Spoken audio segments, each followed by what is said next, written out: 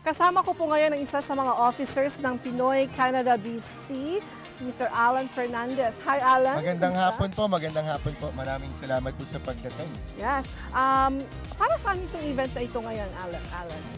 Every year po for the past 3 years, ang Pinoy Canada British Columbia po, nagtitipon-tipon kami. We have 2 gatherings, ano? Isa tong picnic namin sa summer. This is our summer get-together. The bigger one though is in Pasko, Christmas. So may Christmas get-together kami. We bring a mixture of everybody here.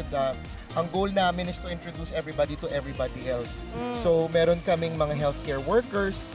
In fact, merong supplier ng scrub suit na mimigay for free. Right? To any healthcare worker or any student.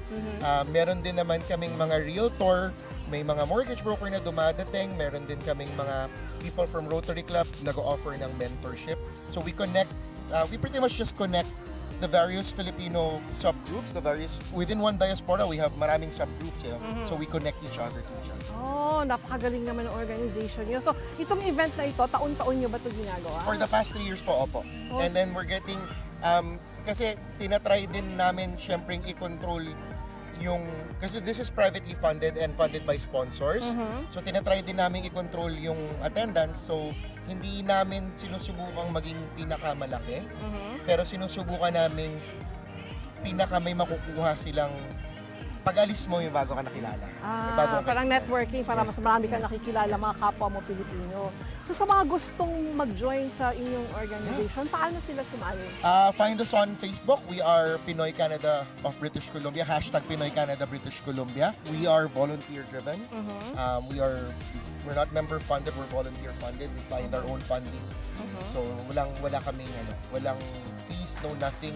And again, the entire goal is to just connect yung mga bagong dating, especially mga bagong dating with people who were in the same boat as they were before, diba? Yun yung ang goal namin, yung struggles na natutunan na natin i-overcome, i-share natin dun sa newcomers. Napakaganda ng advocacy ng inyong organization. At maraming salamat, Alan, dahil kami ay mainit yung tinanggap dito sa inyong event ngayon. Thank you so much. Thank you for coming. Thank you.